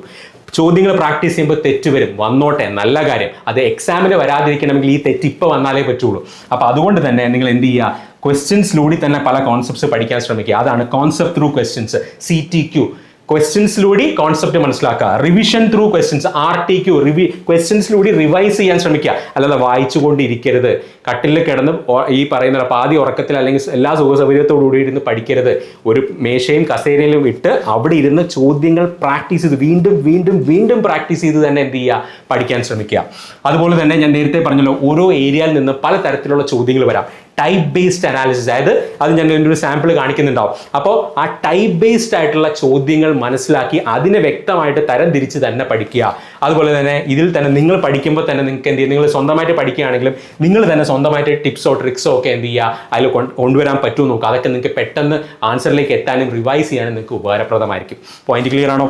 അതുപോലെ തന്നെ ഞാൻ നേരത്തെ പറഞ്ഞോളൂ, നിങ്ങളുടെ സീനിയേഴ്സിൻ്റെ അടുത്ത് ചോദിക്കുക, ഇതിനു മുമ്പ് ജോലി കിട്ടിയവരോട് ചോദിക്കുക. അതുപോലെ തന്നെ പ്രീവിയസ് ക്വസ്റ്റ്യൻസ് അനലൈസ് ചെയ്ത് ചോദ്യങ്ങളുടെ നിലവാരവും സ്റ്റാൻഡേർഡും മനസ്സിലാക്കുക. ഇത്രയും കാര്യങ്ങൾ ക്ലിയർ ആണോ? ഇനി ഇതിൻ്റെ കൂടെ തന്നെ നിങ്ങൾ എപ്പോഴും ചെയ്യേണ്ടത്, ഒരു കാര്യം പഠിച്ചു, ഈ മോഡ്യൂൾ പഠിച്ചു, അത് കഴിഞ്ഞിട്ട് ഞാൻ അടുത്ത മോഡ്യൂളിലേക്ക് പോയി, അപ്പോഴും എന്ത് ചെയ്യണം? ഈ മോഡ്യൂൾ പഠിക്കുമ്പോഴും നേരത്തെ ഉള്ളത് എന്ത് ചെയ്യണം? കുറച്ച് സമയം റിവൈസ് ചെയ്യാനായിട്ട് കൊടുക്കണം, അല്ലെങ്കിൽ മറന്നുപോകും. ഇനി ഒരിക്കൽ ഇത് പഠിച്ചു കഴിഞ്ഞിട്ട് പിന്നെ ഒരു 6 മാസം കഴിഞ്ഞ് ഇതിലേക്ക് വീണ്ടും വരുമ്പോൾ, അല്ലെങ്കിൽ ഒരു 2 മാസം കഴിഞ്ഞപ്പോൾ, 6 മാസം ഒന്നും വേണ്ട, ഒരു 2 ആഴ്ച കഴിഞ്ഞിട്ട് ഇതിലേക്ക് വരുമ്പോൾ അതിലെ പല കാര്യങ്ങളും മറന്നു. അപ്പോൾ ഇരുന്ന് വിഷമിക്കരുത്, അയ്യോ എനിക്ക് മാത്രം എന്താണ്, എല്ലാവർക്കും ഇങ്ങനെയാണ്. അപ്പോൾ അത് വരാതിരിക്കാൻ എന്ത് ചെയ്യണം? റിവൈസ് ചെയ്യണം. അതാണ് കൺസിസ്റ്റന്റ് റിവിഷൻ. നിങ്ങളൊരു കാര്യം മനസ്സിലാക്കേണ്ടത്, ഇത് 3 പാരലായിട്ട് നിങ്ങൾ കൊണ്ടുപോകേണ്ട കാര്യമാണ്. റിവിഷൻ കണ്ടോ, ഡെയിലി റിവൈസ് ചെയ്യുക, വീക്ക്ലി റിവൈസ് ചെയ്യുക, എല്ലാ മാസവും ആ മാസം പഠിച്ചത് റിവൈസ് ചെയ്യുക. അതിനുശേഷം എന്ത് ചെയ്യുക, സെൽഫ് ഇവാലുവേഷൻ, എങ്ങനെയാണ് പരീക്ഷകൾ എഴുതുക, ക്വസ്റ്റ്യൻസ് ആൻസർ നോക്കാതെ ക്വസ്റ്റ്യൻസ് പ്രാക്ടീസ് ചെയ്യാൻ ശ്രമിക്കുക, സെൽഫ് ഇവാലുവേഷൻ നടത്തുക. അതിലൂടെ നിങ്ങളുടെ വീക്ക് ഏരിയാസ് ഐഡന്റിഫൈ ചെയ്യുക. ഇതിലൂടെ എന്ത് ചെയ്യുക, അതിൽ ഈ പറയുന്നത് ഇതിൻ്റെയൊക്കെ ഏറ്റവും എളുപ്പ മാർഗം എന്ന് പറയുന്നത് ടെസ്റ്റ് സീരീസ് എഴുതുക എന്നുള്ളതാണ്, പ്രീവിയസ് ഇയർ ക്വസ്റ്റ്യൻസ് അറ്റംപ്റ്റ് ചെയ്യുക എന്നുള്ളതാണ്. അപ്പോൾ ഈ രീതിയിൽ ഈ 3 ഭാഗങ്ങളും പഠനം, ക്വസ്റ്റ്യൻ പ്രാക്ടീസ്, റിവിഷൻ, ഇത് 3ഉം പാരലായിട്ട് തന്നെ, അതായത് ഒരേ സമയം തന്നെ ഇത് 3ഉം നിങ്ങൾ കൊണ്ടുപോയാൽ മാത്രമേ 6 മാസത്തേക്ക് ഒരു സമയത്ത് നിങ്ങൾക്ക് വളരെ കോൺസെൻട്രേറ്റഡ് ആയിട്ട് ഈ സിലബസ് കംപ്ലീറ്റ് ചെയ്യാൻ സാധിക്കുകയുള്ളൂ. ആ കാര്യം വളരെ ക്ലിയർ ആയിട്ട് മനസ്സിലാക്കുക. ഇത്രയും കാര്യങ്ങൾ ക്ലിയർ ആണോ? ഇനി ഞാൻ ഈ പറഞ്ഞ കാര്യം ഒന്നും കൂടി ക്ലാരിറ്റിയോടുകൂടി ഞാൻ നിങ്ങൾക്ക് വേണ്ടി കാണിച്ചു. ഞാൻ നേരത്തെ പറഞ്ഞില്ല ടൈപ്പ് ബേസ്ഡ് അനാലിസിസ് ചെയ്യണമെന്ന് ഞാൻ പറഞ്ഞില്ലേ. ഞാൻ വീണ്ടും പറയുന്നു, നിങ്ങൾക്ക് എങ്ങനെ വേണോ പഠിക്കാം, പക്ഷെ പഠിക്കുമ്പോൾ ഈ കാര്യങ്ങൾ മനസ്സിൽ വെച്ച് വേണം. ഒരു പ്ലാനറാണ് ഞാൻ തരുന്നത്. ആ പ്ലാനർ അതേപോലെ, ഇത് ഞാൻ മാത്രം ഉണ്ടാക്കിയ പ്ലാനറല്ല, ഈ എക്സാംസ് ഒരുപാട് തവണ ക്വാളിഫൈ ചെയ്ത നമ്മുടെ ടോപ്പേഴ്സ് പറഞ്ഞ ഫീഡ്ബാക്ക് ഉൾപ്പെടെ ഇതിൽ ഞാൻ ഉൾപ്പെടുത്തിയിട്ടുണ്ട്. അപ്പോൾ അതിൽ ആ നോട്ട്സിൻ്റെ കാര്യം ഒരു കാരണവശാലും ഈ മടി വിചാരിക്കരുത്. നിങ്ങൾ ഏതെങ്കിലും ഒരു PPT എടുത്ത് അല്ലെങ്കിൽ അതിൻ്റെ നോട്ട് മാത്രം വെച്ചിട്ട് കാര്യമില്ല. സ്വന്തം കൈപ്പടയിൽ എഴുതിയ നോട്ട് തന്നെ നിങ്ങൾക്ക് ഉണ്ടായിരിക്കണം. ഓക്കെ, ഇനി നോക്കുക, ഒരു സാമ്പിൾ ആയിട്ടുള്ള ഒരു അനാലിസിസ് ആണ് ഞാൻ ഈ കാണിച്ചിരിക്കുന്നത്. നമ്മുടെ ക്ലാസ്സിൽ നമ്മൾ ഇങ്ങനെയാണ് ഓരോ ടോപ്പിക്കും അനലൈസ് ചെയ്ത് പഠിക്കുക. നോക്കുക, ഇത് ബേസിക് ഇലക്ട്രിസിറ്റിയിലുള്ള, ഇതിന്റെ മൊത്തം കാര്യങ്ങൾ ഞാൻ ഉൾപ്പെടുത്തിയിട്ടില്ല, ബേസിക് ഇലക്ട്രിസിറ്റിയിലുള്ള ഒരു ചെറിയ പോർഷനാണ് ഞാൻ കാണിച്ചിരിക്കുന്നത്. നിങ്ങൾ മനസ്സിലാക്കേണ്ടത്, ഞാൻ ഇവിടെ നേരത്തെ തന്നെ പറഞ്ഞു, ടൈപ്പ് ബേസ്ഡ് എന്താണെന്നുള്ളത് നിങ്ങൾ മനസ്സിലാക്കണം. ടൈപ്പ് ബേസ്ഡ് അനാലിസിസ്, അതായത് ഓരോ തരത്തിലുള്ള ചോദ്യങ്ങളെ വേർതിരിച്ച് വെച്ച് അതിനെ ഓരോ കമ്പാർട്ട്മെന്റ് ആക്കി വേണം നിങ്ങൾ പഠിക്കാനായിട്ട്. നോക്കുക, ആദ്യം ഡെഫിനിഷൻസ് എന്തായാലും അറിഞ്ഞിരിക്കുക. കറണ്ടിന്റെ ആണെങ്കിലും വോൾട്ടേജിന്റെ ആണെങ്കിലും റെസിസ്റ്റൻസിന്റെ ആണെങ്കിലും റെസിസ്റ്റിവിറ്റി ആണെങ്കിലും കണ്ടക്ടിവിറ്റി എല്ലാം ഒന്നും ഞാൻ ഇവിടെ പറഞ്ഞിട്ടില്ല. ജസ്റ്റ് നിങ്ങൾക്ക് ഒരു സാമ്പിൾ ആയിട്ട് മാത്രമേ ഞാൻ ഇവിടെ കാണിച്ചിട്ടുള്ളൂ. അപ്പോൾ ഡെഫിനിഷൻ സേക്കിലുള്ള ചോദ്യങ്ങൾ പ്രതീക്ഷിക്കുക, സിമ്പിൾ ചോദ്യങ്ങൾ. അതുപോലെ തന്നെ കറണ്ടുമായി ബന്ധപ്പെട്ട് വരുന്ന മറ്റു പല ചോദ്യങ്ങളുണ്ട്, അതായത് സോഴ്സസ് ഓഫ് കറണ്ട്. അപ്പം നമ്മൾ പഠിക്കുന്നത് കറണ്ട് മാത്രമല്ല, കറണ്ടുമായി ബന്ധപ്പെട്ട് വരാൻ സാധ്യതയുള്ള ചാർജ്, കറണ്ട് അല്ലെങ്കിൽ കറണ്ട് ഫ്ലോ, അതിന്റെ പല യൂണിറ്റുകൾ, അങ്ങനെ പല തരത്തിലുള്ള ചോദ്യങ്ങൾ വന്നേക്കാം. അതുപോലെ തന്നെ റെസിസ്റ്റിവിറ്റി എന്ന് പറയുന്ന ഒരു ടേം ഉണ്ടാവും, പക്ഷെ അതുമായി ബന്ധപ്പെട്ട് വരുന്ന മറ്റ് ടേമുകൾ എന്തൊക്കെയാണ്, മറ്റ് വാല്യൂസ് എന്തൊക്കെയാണ്, അതിന്റെ റെസിപ്രോക്കൽ എന്താണ്, അതിന്റെ യൂണിറ്റ് എന്താണ്, അതിന്റെ SI യൂണിറ്റ് എന്താണ്, CGS യൂണിറ്റ് എന്താണ്, ഇതെല്ലാം ചോദ്യങ്ങൾ വരാറുണ്ട്. അത് മനസ്സിലാക്കുക, അതിനെ ഒന്ന് തരംതിരിച്ച് വെക്കുക. ഇനി ഇതുമായി ബന്ധപ്പെട്ട് തന്നെ ഇപ്പം നമ്മൾ കറണ്ട് പഠിച്ചു, വോൾട്ടേജ് പഠിച്ചു, റെസിസ്റ്റൻസ് പഠിച്ചു, അതുമായി ബന്ധപ്പെട്ട് അതിനെ ബേസ് ചെയ്തുകൊണ്ട് നമ്മൾ തരംതിരിക്കുന്നതാണ് എന്ത്, കണ്ടക്ടേഴ്സ് എന്താണ്, ഇൻസുലേറ്റേഴ്സ് എന്താണ്, പ്രോപ്പർട്ടീസ്, അവരുടെ പ്രോപ്പർട്ടീസ് എന്താണ്, അതിന്റെ വാല്യൂസ് എന്താണ്, റെസിസ്റ്റിവിറ്റിയുടെ വാല്യൂസ് എന്താണ്, ഏറ്റവും കൂടുതൽ റെസിസ്റ്റിവിറ്റി ഉള്ളത് ആരാണ്, ഏറ്റവും കുറവ് റെസിസ്റ്റിവിറ്റി ഉള്ളത് ആരാണ്, ടെമ്പറേച്ചർ അനുസരിച്ച് റെസിസ്റ്റിവിറ്റി മാറുന്നത് ആര്, മാറാത്തത് ആര്, ആ മാറാത്തവരെ നമ്മൾ എവിടെയാണ് യൂസ് ചെയ്തത്, അതിന്റെ ആപ്ലിക്കേഷൻസ് എന്താണ്, ഇതെല്ലാം ക്രോഡീകരിച്ച് ഒരു മാപ്പ് പോലെ നിങ്ങൾക്ക് പഠിക്കാൻ പറ്റുമെങ്കിൽ, അല്ലെങ്കിൽ റിലേറ്റ് ചെയ്ത് പഠിക്കാൻ പറ്റുമെങ്കിൽ അല്ല, അങ്ങനെ പഠിച്ചാലേ പറ്റുള്ളൂ. അങ്ങനെയാണ് നമ്മൾ നമ്മുടെ ക്ലാസ്സിൽ സ്ട്രക്ചർ ചെയ്യുന്നത്. അതേപോലെ തന്നെ നിങ്ങളും എന്ത് ചെയ്യുക, പഠിക്കാൻ ശ്രമിക്കുക. നിങ്ങൾ എങ്ങനെ വേണോ പഠിച്ചോളൂ, പക്ഷേ ഈ രീതിയിൽ ഒന്ന് പ്ലാൻ ചെയ്തോളാം. ഇനി ഞാൻ നേരത്തെ പറഞ്ഞല്ലോ, റെസിസ്റ്റൻസ് കോമ്പിനേഷൻ, സീരീസ് ഉണ്ട്, പാരലൽ ഉണ്ട്, ഇതല്ലാത്ത കോമ്പിനേഷൻസ് ഉണ്ട്, കംപ്രസിംഗ് ഉണ്ട്, അതുപോലെ തന്നെ സ്ട്രെച്ചിങ് ഉണ്ട്, അതിൻ്റെയൊക്കെ ഷോർട്ട് കട്ട്സ്, അതിൻ്റെയൊക്കെ ഫോർമുലാസ്, അതിൻ്റെയൊക്കെ, കാരണം അതൊക്കെ ആ ചോദ്യങ്ങളൊക്കെ IT ലെവൽ എക്സാംസിന് വരാറുണ്ട്. പക്ഷെ നമ്മൾ കൺവെൻഷണൽ രീതിയിൽ എഴുതി പോയി കഴിഞ്ഞാൽ 1, 2, 3 മിനിറ്റ് എടുക്കും. അതൊക്കെ നിസ്സാര, അതായത് 10 സെക്കൻഡ് 20 സെക്കൻഡ് കൊണ്ട് ചെയ്യാൻ പറ്റുന്ന രീതിയിലുള്ള ഷോർട്ട് കട്ട്സ് ഉണ്ടാക്കി വെക്കുക, അതൊരു ടേബിൾ ആക്കി വരച്ചു വെക്കുക. ആ രീതിയിൽ നിങ്ങൾക്ക് എന്താണ് ഇത്, ഈ ചോദ്യ പേപ്പറിനെ നേരത്തെ മുൻകൂട്ടി കാണാൻ സാധിക്കണം. അത് കാണാൻ പറ്റണമെങ്കിൽ ഈ രീതിയിൽ നിങ്ങൾ പ്രാക്ടീസ് ചെയ്താലേ പറ്റുള്ളൂ. എഫക്ട്സ് ഓഫ് കറണ്ട്, അതിന്റെ എല്ലാ ടൈപ്സ് എന്താണ്, അതുപോലെ തന്നെ series combination, parallel combination, KVL എന്താണ്, KCL എന്താണ്, ബൾബുമായി വരുന്ന ചോദ്യങ്ങൾ, ലോഡ്സുമായി വരുന്ന ചോദ്യങ്ങൾ, ഇതെല്ലാം ഈ ബേസിക് ഇലക്ട്രിസിറ്റിയിൽ വരുന്ന വിവിധ തരത്തിലുള്ള ചോദ്യങ്ങളാണ്. അതുപോലെ തന്നെ ഈ പറയുന്ന ഒരു electric field, electrostatic charges measure ചെയ്യാനായിട്ട് ഉപയോഗിക്കുന്ന ഇൻസ്ട്രുമെന്റ് ഏതാണ്, അങ്ങനത്തെ പലതരത്തിലുള്ള ചോദ്യങ്ങൾ, അല്ലെങ്കിൽ മെഷറിംഗ് ബേസ് ചെയ്തിട്ടുള്ള ചോദ്യങ്ങൾ, യൂണിറ്റ്സ് ബേസ് ചെയ്തിട്ടുള്ള ചോദ്യങ്ങൾ, സിലബസ് ബേസ് ചെയ്തിട്ടുള്ള ചോദ്യങ്ങൾ, സിമ്പിൾസ് ബേസ് ചെയ്തിട്ടുള്ള ചോദ്യങ്ങൾ, ഈ കാര്യങ്ങളെല്ലാം നിങ്ങൾ എന്ത് ചെയ്യുക, മനസ്സിലാക്കുക. അതുപോലെ തന്നെ ന്യൂമറിക്കൽസ്, ഒരു പ്രോബ്ലം ചെയ്യുമ്പോൾ പ്രോബ്ലത്തിൽ തന്നെ വരുന്ന പല ടൈപ്പ് ഓഫ് ചോദ്യങ്ങളുണ്ട്. ഗ്രാഫിക്കൽ ക്വസ്റ്റ്യൻസ്, അതായത് കാര ബേസ്ഡ് ക്വസ്റ്റ്യൻസ്, സിമ്പിളാണ്. ഇതെല്ലാം വളരെ സിമ്പിൾ. ഒരു ഡിവിഷൻ, ഒരു മൾട്ടിപ്ലിക്കേഷനോ ഡിവിഷനോ ചെയ്താൽ തീരാവുന്ന ചോദ്യമേ ഉള്ളൂ. പക്ഷെ ഇതെല്ലാം നമ്മൾ പഠിച്ചുകൊണ്ട് പോവാതെ, ഇതെല്ലാം മനസ്സിലാക്കിക്കൊണ്ട് പോവാതെ നമുക്ക് എന്ത് ചെയ്യാൻ പറ്റില്ല, എക്സാമിന് മിനിമം സമയത്ത് എഴുതാൻ പറ്റില്ല. അതാണ് ഞാൻ പറഞ്ഞത്, ഇത് ഇത്രയും നിങ്ങൾക്ക് വലുതായിട്ട് തോന്നും, പക്ഷേ വളരെ സിമ്പിളാണ്. പക്ഷെ ചിട്ടയായി പഠിക്കാൻ പറ്റുമെങ്കിൽ ഇതൊക്കെ ഒറ്റ തവണ പഠിച്ചാൽ മതി, പിന്നെ റിവൈസ് ചെയ്തുകൊണ്ടിരുന്നാൽ മതി. പക്ഷേ ആ പ്ലാൻ നിങ്ങൾക്ക് വേണം. ഇത്രയും കാര്യങ്ങൾ എനിക്ക് പഠിക്കാനുണ്ടെന്നുള്ള ധാരണ നിങ്ങൾക്ക് ഉണ്ടായേ പറ്റുള്ളൂ. ഇനി ഇത്രയും വരുമ്പോൾ തന്നെ നിങ്ങൾക്ക് തന്നെ മനസ്സിലാവും എക്സ്പെക്റ്റഡ് ക്വസ്റ്റ്യൻസ് എന്താണെന്നുള്ളത്, ഇതിൽ നിന്ന് ചോദിക്കാൻ സാധ്യതയുള്ള മറ്റു ചോദ്യങ്ങൾ എന്താണെന്നുള്ളത്, അതും നിങ്ങൾ മനസ്സിലാക്കുക. ക്ലിയർ ആണോ? ഇനി ഏറ്റവും ഇമ്പോർട്ടൻ്റ് ആയിട്ട് ഞാൻ നേരത്തെ പറഞ്ഞ കാര്യം, നോട്ട് മേക്കിംഗ്. ഓരോ സബ്ജക്റ്റിനും ഒരു നോട്ട്ബുക്ക്, ചെറിയ നോട്ട്ബുക്ക് വെക്കുക. ഷോർട്ട് നോട്ട് ഉണ്ടാവണം. അതെന്ന് പറയുന്നത് എന്താണ്, നിങ്ങൾക്ക് ഏറ്റവും കൂടുതൽ റിവിഷന് വേണ്ടി ഹെൽപ്പ് ചെയ്യുന്ന നോട്ടുകളാണ് എന്ത്, ഷോർട്ട് നോട്ട് എന്ന് പറയുന്നത്. ടെസ്റ്റ് നോട്ട് ഉണ്ടാവണം. ടെസ്റ്റ് നോട്ട് എന്ന് പറഞ്ഞാൽ എന്താണ്? നിങ്ങളൊരു പരീക്ഷ എഴുതുകയാണ്, അല്ലെങ്കിൽ ഒരു പ്രാക്ടീസ് ടെസ്റ്റ് എഴുതുകയാണ്, അല്ലെങ്കിൽ ചോദ്യ പേപ്പറുകൾ ആൻസർ ചെയ്യുകയാണ്. അപ്പോൾ അവിടെ ഉണ്ടാവുന്ന തെറ്റുകൾ മാത്രം എഴുതി വെക്കാൻ ഒരു ചെറിയ ടെസ്റ്റ് നോട്ട് വേണം. ഇതെല്ലാം നമ്മുടെ ടോപ്പേഴ്സ് ഫോളോ ചെയ്ത സ്ട്രാറ്റജിയാണ്, നിങ്ങളും ഫോളോ ചെയ്യുക. ഓക്കെ, അതുപോലെ തന്നെ ഡേ 1 മുതൽ തന്നെ ഷോർട്ട് നോട്ട് ഉണ്ടാക്കുക. നിങ്ങൾക്ക് ഇനി എന്തൊക്കെ തിരക്കുണ്ട്, നിങ്ങൾ ജോലിക്ക് പോകുന്നവരായിക്കോട്ടെ, സമ്മതിച്ചു നിങ്ങൾക്ക് സമയം കുറവാണ്, പക്ഷേ നോട്ട് എഴുതാതെ നിങ്ങൾക്ക് ഒരു എക്സാം ക്വാളിഫൈ ചെയ്യാൻ പറ്റും നിങ്ങൾ വിചാരിക്കരുത്. കാരണം ഞാൻ സംസാരിച്ചിട്ടുള്ള അല്ലെങ്കിൽ നമ്മുടെ പല കുട്ടികളുടെയും ടോപ്പേഴ്സിൻ്റെ ഒക്കെ സ്ട്രാറ്റജിയിൽ എത്ര സമയമില്ലെങ്കിലും അവരൊക്കെ ജോലി ചെയ്യുന്നവർ തന്നെയായിരുന്നു. മെജോറിറ്റി ആൾക്കാരും ജോലി ചെയ്യുന്നവരായിരുന്നു. അവർക്ക് എല്ലാവർക്കും സ്വന്തം കൈപ്പടയിൽ എഴുതിയ വ്യക്തമായ നോട്ടുകൾ ഉണ്ടായിരുന്നു. അത് തന്നെയാണ് അവരെ റിവിഷൻ്റെ മിനിമം സമയത്തിൽ കംപ്ലീറ്റ് ചെയ്യാൻ സഹായിച്ചത്. ഓക്കെ, അപ്പോൾ നേരത്തെ ഞാൻ പറഞ്ഞ പോലെ പല കാര്യങ്ങൾ റിലേറ്റഡ് ആയിട്ടുള്ള പല കാര്യങ്ങൾ, അല്ലെങ്കിൽ ഓരോന്നും ഈ പറയുന്ന അടുത്തടുത്ത് നിൽക്കുന്ന കാര്യങ്ങളെല്ലാം കൂടി മനസ്സിലാക്കിക്കൊണ്ട് പഠിക്കാനായിട്ടും റിവൈസ് ചെയ്യാനായിട്ടും ചാർട്ടുകൾ ഉണ്ടാക്കുക. ഞാൻ പറഞ്ഞു make short notes and chart very very very important. ഇത് എന്തായാലും നിങ്ങളുടെ മനസ്സിൽ വെക്കുക. നോട്ട് ഇല്ലാതെ നമുക്ക് എക്സാംസ് ക്വാളിഫൈ ചെയ്യാനായിട്ട് വളരെ ബുദ്ധിമുട്ടാണ്. ഇനി ഇതിൽ ഏറ്റവും ഇമ്പോർട്ടൻ്റ് ആയിട്ടുള്ള അടുത്ത ചെക്ക് പോയിന്റ് നിങ്ങൾ മനസ്സിലാക്കാം. ഞാൻ നേരത്തെ പറഞ്ഞ പോലെ നമുക്കൊരു 4 മാസം പഠിക്കാനും 2 മാസം റിവിഷന് വേണ്ടിയിട്ട് നിങ്ങൾ മാറ്റി വയ്ക്കുക. അതായത് നമുക്ക് കിട്ടുന്നത് മൊത്തം ഏകദേശം 6 മാസമാണെന്ന് വിചാരിക്കുക. അതായത് അതിൽ കൂടുതൽ കിട്ടുകയാണെങ്കിൽ നല്ലത്, പക്ഷേ 6 മാസത്തിൽ കൂടുതൽ നിങ്ങൾ പ്ലാൻ ചെയ്യരുത്. 180 ദിവസമുണ്ട്. അതിൽ 4 മാസവും 2 മാസമായിട്ട് നിങ്ങൾ ഡിവൈഡ് ചെയ്യുക. 4 മാസം കൊണ്ട് ഈ സിലബസ് തീർക്കാനും അതിനോടൊപ്പം തന്നെ പാരലായിട്ട് റിവിഷൻ നടത്താനും ഇത് ചെയ്യുക. അതിനുശേഷം നമുക്ക് സിലബസ് വരുമ്പോഴത്തേക്ക് എന്തെങ്കിലും നമ്മൾ പഠിക്കാത്തോ അല്ലെങ്കിൽ പുതിയതായിട്ട് എന്തെങ്കിലും വന്നിട്ടുണ്ടെങ്കിൽ അത് അപ്പോൾ പഠിക്കാം. അപ്പോൾ ഈ രീതിയിൽ വേണം നമ്മുടെ പ്രിപ്പറേഷൻ നിങ്ങൾ മുന്നോട്ട് കൊണ്ടുപോകാനായിട്ട്. വെറുതെ വായിച്ച് വിടരുത്. ക്വസ്റ്റ്യൻ പ്രാക്ടീസ്, അത് ഒരു മേശയിലിരുന്ന് അല്ലെങ്കിൽ ഒരു കസേരയിലിരുന്ന് മേശയിൽ പുറത്ത് വെച്ച് തന്നെ ക്വസ്റ്റ്യൻസ് പ്രാക്ടീസ് ചെയ്യുക. ഡേ 1 മുതൽ കിടന്നുകൊണ്ടൊന്നും ഇരുന്ന് പ്രാക്ടീസ് ചെയ്യരുത്. ഓക്കെ, ഇനി നിങ്ങൾ ശ്രദ്ധിക്കേണ്ട എന്താണ്? സ്പീഡ് ഇംപ്രൂവ് ചെയ്യാൻ നിങ്ങൾ ഓരോ ചോദ്യത്തിനും നമുക്കൊരു ആകെ 90 മിനിറ്റാണ് കിട്ടുന്നത്, 100 ചോദ്യങ്ങൾ. ആ 100 ചോദ്യങ്ങൾ ആൻസർ ചെയ്യാൻ നിങ്ങൾക്ക് ഒരു 2 മണിക്കൂറോ 3 മണിക്കൂറോ കിട്ടിക്കഴിഞ്ഞാൽ എല്ലാവർക്കും കുറേ കൂടി ചോദ്യങ്ങൾ പറ്റും. പക്ഷെ നമുക്ക് അവിടെയല്ല, സ്പീഡും അതേപോലെ തന്നെ ആക്യുറസിയും ഹൈ സ്കോറിംഗ് ആയിരിക്കും ഈ എക്സാം എന്നുള്ളത് കാര്യം 100% ഉറപ്പാണ്. ഇനി നമ്മൾ പറയാൻ പോകുന്നത് നമ്മൾ ഈ പരീക്ഷയ്ക്ക് വേണ്ടി സ്കോറിൽ എങ്ങനെയാണ് പ്രിപ്പയർ ചെയ്യുക എന്നുള്ളതാണ്. താല്പര്യമുള്ളവർക്ക് കേട്ടിരിക്കാം. അതായത് KCB ഇലക്ട്രിസിറ്റി വർക്കറിൻ്റെ കോഴ്സിൽ നമ്മൾ നേരത്തെ പറഞ്ഞതുപോലെ തന്നെ എന്ത് ചെയ്തിട്ടുണ്ട്, ഈ കാര്യങ്ങളെല്ലാം അറേഞ്ച് ചെയ്തിട്ടുണ്ട്. നമുക്ക് വ്യക്തമായ ഒരു കോഴ്സ് ഷെഡ്യൂൾ ഉണ്ടാവും. ആ കോഴ്സ് ഷെഡ്യൂൾ എന്തൊക്കെയാണ് ഉണ്ടാവുക? നമുക്ക് വ്യക്തമായൊരു ടൈം ടേബിൾ ഉണ്ടാവും, ക്ലാസ്സുകളുടെ ലിസ്റ്റ് ഉണ്ടാവും, ടെസ്റ്റിൻ്റെ ലിസ്റ്റ് ഉണ്ടാവും. ഇനി ഈ ടൈം ടേബിൾ അനുസരിച്ചായിരിക്കും നിങ്ങൾ ക്ലാസ്സുകൾ കാണേണ്ടതും ടെസ്റ്റുകൾ അറ്റംപ്റ്റ് ചെയ്യേണ്ടതും. അതുപോലെ തന്നെ ആ ക്ലാസ്സുകൾ കാണേണ്ടത് വ്യക്തമായ ക്ലാസ് വീഡിയോസ് എന്ന ഫോൾഡറിൻ്റെ അകത്ത് നിങ്ങൾക്ക് കാണാവുന്നതാണ്. അതിനെക്കുറിച്ച് ഞാൻ കാണിക്കുന്നുണ്ടാവും. അതുപോലെ തന്നെ പരീക്ഷകളും subject test, topic test, part test ആയിട്ടൊക്കെ നമ്മൾ ഡിവൈഡ് ചെയ്ത് തരുന്നുണ്ടാവും. ഈ ടെസ്റ്റുകളൊക്കെ നിങ്ങൾക്ക് എന്ന് വേണോ, എപ്പോൾ വേണോ, എത്ര തവണ വേണോ എഴുതാവുന്നതാണ്. നമ്മുടെ കോഴ്സിൻ്റെ വാലിഡിറ്റി ഉള്ളിടത്തോളം കാലം എപ്പോൾ വേണോ നിങ്ങൾക്ക് എഴുതാവുന്നതാണ്. ആ കാര്യം നിങ്ങൾ മനസ്സിലാക്കുക. ഇനി അതുപോലെ തന്നെ ക്ലാസ് വീഡിയോസ് ആണെങ്കിലും നിങ്ങൾ കാണാനായിട്ട് നമ്മളൊരു ടൈം ടേബിൾ തരുന്നുണ്ടാവും. അതനുസരിച്ചായിരിക്കും ക്ലാസ്സുകൾ വരിക. എല്ലാ ക്ലാസ്സും കൂടി ഒരുമിച്ച് തന്ന് നിങ്ങൾക്ക് ഒരു കൺഫ്യൂഷൻ ഉണ്ടാക്കാൻ ഞങ്ങൾ ഉദ്ദേശിക്കുന്നില്ല. വ്യക്തമായ ഒരു ടൈം ടേബിൾ അനുസരിച്ചായിരിക്കും ക്ലാസ്സുകൾ തരിക. എക്സാംസ് നിങ്ങൾക്ക് അവൈലബിൾ ആക്കിയിട്ടുണ്ട്. ഈ കോഴ്സിൻ്റെ വാലിഡിറ്റി ഉള്ളിടത്തോളം നിങ്ങൾക്ക് എത്ര തവണ വേണോ ആ ടെസ്റ്റുകൾ എഴുതാവുന്നതാണ്. പോയിന്റ് ക്ലിയർ ആണോ? ഈ ടെസ്റ്റുകൾ എഴുതേണ്ടത് എങ്ങനെയാണെന്നുള്ളത് വെറുതെ എല്ലാ ദിവസവും കുറേ ടെസ്റ്റുകൾ അങ്ങ് എഴുതി വെറുതെ റാൻഡം ആയിട്ട് അങ്ങനെയല്ല. സിസ്റ്റമാറ്റിക് ആയിട്ടൊരു ഷെഡ്യൂൾ അനുസരിച്ച് വേണം നിങ്ങൾ പരീക്ഷകൾ എഴുതാൻ. പരീക്ഷകളുടെ സീരിയസ്നെസ്സോടുകൂടി തന്നെ നിങ്ങൾ എന്ത് ചെയ്യണം? അറ്റംപ്റ്റ് ചെയ്യണം. പോയിന്റ് ക്ലിയർ ആണോ? പിന്നെ ഈ ഷോർട്ട് നോട്ട്സ് എന്ന് പറയുന്നത് ഇവിടെ ശ്രദ്ധിക്കുക, ഇത് സെലക്റ്റഡ് ആയിട്ടുള്ള തിയററ്റിക്കൽ ടോപ്പിക്സിന്റെ ഷോർട്ട് നോട്ട്സ് ആണ്.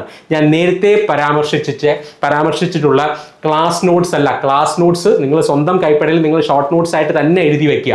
ഇത് തിയററ്റിക്കൽ ടോപ്പിക്സിന്റെ ഷോർട്ട് നോട്ട്സ് ആണ്. ഇത് നിങ്ങൾക്ക് ആപ്പിൽ നിങ്ങൾക്ക് കാണാൻ പറ്റുന്ന രീതിയിലാണ് ഈ ഷോർട്ട് നോട്ട്സ്. അത് എല്ലാ ടോപ്പിക്കിനും അല്ല, തിയററ്റിക്കൽ ആയിട്ടുള്ള സെലക്റ്റഡ് ടോപ്പിക്സിന് മാത്രമായിരിക്കും ഷോർട്ട് നോട്ട്സ് അവൈലബിൾ ആയിരിക്കുക. ആ ഒരു കാര്യം കൂടി നിങ്ങൾ ശ്രദ്ധിക്കുക കേട്ടോ. ഇതെല്ലാം വളരെ ക്വാളിറ്റി ഉള്ള ഷോർട്ട് നോട്ട്സ് ആണ്, അല്ലാതെ വെറുതെ കുറേ സ്ലൈഡുകൾ നിങ്ങൾക്ക് തരുന്നതല്ല. അതും പല കുട്ടികൾക്കും ഡൗട്ട് ഉണ്ട്. പക്ഷേ അങ്ങനെ കുറേ വെറുതെ റാൻഡം ആയിട്ടുള്ള സ്ലൈഡ്സ് അല്ല നിങ്ങൾക്ക് പ്രൊവൈഡ് ചെയ്യുന്നത്. വ്യക്തമായിട്ടുള്ള ഡീറ്റെയിൽഡ് ആയിട്ടുള്ള സെലക്റ്റഡ് ടോപ്പിക്, തിയററ്റിക്കൽ ടോപ്പിക്സ് എന്നുള്ള ഷോർട്ട് നോട്ട് ആയിരിക്കും. അത് മാത്രമായിരിക്കും നമ്മൾ പ്രൊവൈഡ് ചെയ്യുക. അത് ആപ്പ് ഫോർമാറ്റിലായിരിക്കും ഉണ്ടാവുക. ആ ഒരു കാര്യം കൂടെ ഓർത്തുക. ഈ കോഴ്സുമായി ബന്ധപ്പെട്ട എല്ലാ അപ്ഡേറ്റ്സും നിങ്ങൾക്ക് നിങ്ങളുടെ മെൻറ്റർ സപ്പോർട്ട് നമ്പർ, അതായത് വാട്സാപ്പിലൂടെ നിങ്ങൾക്ക് ഡൗട്ട് ചോദിക്കാവുന്നതാണ്. അതിന് സെപ്പറേറ്റ് ഒരു നമ്പർ തരുന്നുണ്ടാവും. ആ ഡീറ്റെയിൽസ് എല്ലാം കോഴ്സ് അപ്ഡേറ്റ്സിൻ്റെ ഫോൾഡറിൻ്റെ അകത്ത് നിങ്ങൾക്ക് അവൈലബിൾ ആയിരിക്കും. അപ്പോൾ ഞാൻ നേരത്തെ പറഞ്ഞൊരു ടൈം ടേബിൾ ഉണ്ടാവും, ക്ലാസ് ലിസ്റ്റ് ഉണ്ടാവും, ടെസ്റ്റ് ലിസ്റ്റ് ഉണ്ടാവും. ഇനി ഫസ്റ്റ് വീക്കിലെ ടൈം ടേബിൾ ഞാനൊരു സാമ്പിളായിട്ട് നിങ്ങൾക്ക് കാണിക്കാം. അതനുസരിച്ചാണ് നിങ്ങൾ എന്ത് ചെയ്യേണ്ടത്, പഠിക്കേണ്ടത്. ഇതാണ് നമ്മുടെ ഫസ്റ്റ് വീക്കിലെ ടൈം ടേബിൾ എന്ന് പറയുന്നത്. ഓക്കെ, അതിൽ ഓരോ ദിവസവും നിങ്ങൾ എത്ര വീഡിയോ കാണണം, അതുപോലെ തന്നെ സെൽഫ് റിവിഷൻ ചെയ്യാൻ വേണ്ടി നിങ്ങൾക്ക് തന്നിട്ടുള്ള വീഡിയോസ് ഉണ്ട്. അതുപോലെ തന്നെ അതായത് നിങ്ങൾക്ക് നമ്മൾ ഇതുവരെ ആ വീക്കിൽ പഠിച്ച ടോപ്പിക്സിന്റെ റിവിഷൻ ക്ലാസ്സുകളാണ് പ്രൊവൈഡ് ചെയ്തിട്ടുള്ളത്. അത് ഓരോ മോഡ്യൂൾ അനുസരിച്ച് മാറുന്നുണ്ടാവും അതിന്റെ സ്ട്രക്ചർ. അതൊക്കെ നമ്മൾ വ്യക്തമായി ടൈം ടേബിളിൽ തരുന്നുണ്ടാവും. ഇനി ഓരോ സൺഡേയിലും നിങ്ങൾ എന്ത് ചെയ്യണം, ടെസ്റ്റുകൾ എഴുതിയിരിക്കണം, അത് നിർബന്ധമാണ്. എഗെയിൻ ഞാൻ നേരത്തെ പറഞ്ഞോളൂ, ഈ ടെസ്റ്റുകൾ നിങ്ങൾക്ക് എപ്പോൾ വേണം എഴുതാം, പക്ഷേ നമ്മളൊരു ടൈം ടേബിൾ തന്നിരിക്കുന്നത് നിങ്ങൾ സൺഡേ എഴുതാനാണ്. അന്ന് നിങ്ങൾക്ക് എന്തെങ്കിലും കാരണവശാൽ എഴുതാൻ പറ്റില്ലെങ്കിൽ കുഴപ്പമില്ല, പിന്നെ എഴുതിയാലും മതി. ഈ ടെസ്റ്റുകളെല്ലാം തന്നെ നിങ്ങളുടെ കോഴ്സിന്റെ വാലിഡിറ്റി ഉള്ളിടത്തോളം കാലം നിങ്ങളുടെ പ്രൊഫൈലിൽ അവൈലബിൾ ആയിരിക്കും. ഓക്കെ, ഇനി ഞാനത് വ്യക്തമായിട്ട് ഒന്നും കൂടി കാണിക്കാൻ. കണ്ടോ, ഓരോ ദിവസവും നിങ്ങൾ കാണേണ്ട വീഡിയോസ്, ചില ദിവസങ്ങളിൽ 2 വീഡിയോസ് ആണ്, ചിലത് വലിയ വീഡിയോസ് ഒക്കെ ആണെങ്കിൽ 1 വീഡിയോ മാത്രമായിരിക്കും തന്നിട്ടുണ്ടാവുക. അതനുസരിച്ച് ക്വസ്റ്റ്യൻ ഡിസ്കഷൻ നിങ്ങൾ കാണുക. അതുപോലെ തന്നെ ഇപ്പോൾ സെൽഫ് റിവിഷൻ ഒരു സാറ്റർഡേ, നമ്മൾ സാധാരണ മൺഡേ ടു ഫ്രൈഡേ ആണ് നമ്മൾ ക്ലാസ്സുകൾ കാണാനായിട്ട് നിങ്ങളോട് പറയുക. സാറ്റർഡേ റിവിഷന് വേണ്ടിയാണ്. സാറ്റർഡേ നിങ്ങൾക്ക് സെൽഫ് റിവിഷൻ വേണമെങ്കിൽ ചെയ്യാം. ചില മോഡ്യൂളിൽ നമ്മൾ റിവിഷൻ ക്ലാസ് പ്രൊവൈഡ് ചെയ്തിട്ടുണ്ട്. അതുപോലെ തന്നെ സൺഡേ നിങ്ങൾ എഴുതേണ്ട ടെസ്റ്റുകളുമാണ് ഈ പറഞ്ഞിരിക്കുന്നത്. അപ്പോൾ ആദ്യമൊക്കെ ക്ലാസ് ടെസ്റ്റുകളാണ് നിങ്ങൾക്ക് പ്രൊവൈഡ് ചെയ്തത്. അത് ഒരുപാട് ചോദ്യങ്ങളൊന്നും ഉണ്ടാവില്ല, പക്ഷേ അതെല്ലാം നിങ്ങൾ പഠിച്ച ആ ടോപ്പിക്സിനെ ആസ്പദമാക്കിയുള്ള ക്ലാസ് ടെസ്റ്റുകളായിരിക്കും. അത് അറ്റംപ്റ്റ് ചെയ്യുക. ഇനി ഞാൻ നേരത്തെ പറഞ്ഞോളൂ, ഈ ക്ലാസ് വീഡിയോസ് എല്ലാം തന്നെ നമ്മളുടെ കോഴ്സിൽ ഫോൾഡർ വൈസ് ആയിരിക്കും നിങ്ങൾക്ക് അറേഞ്ച് ചെയ്ത് തരിക. ഞാൻ നേരത്തെ പറഞ്ഞോളൂ, നിങ്ങൾ സ്റ്റാർട്ട് ചെയ്യുമ്പോൾ ഈ ഷെഡ്യൂൾ പ്രകാരം മാത്രമായിരിക്കും ക്ലാസ്സുകൾ അവൈലബിൾ ആയിരിക്കുക. എല്ലാ ക്ലാസ്സും കൂടി ഒരുമിച്ച് തന്ന് നിങ്ങൾക്ക് ഒരു കൺഫ്യൂഷൻ ഉണ്ടാക്കുന്നില്ല.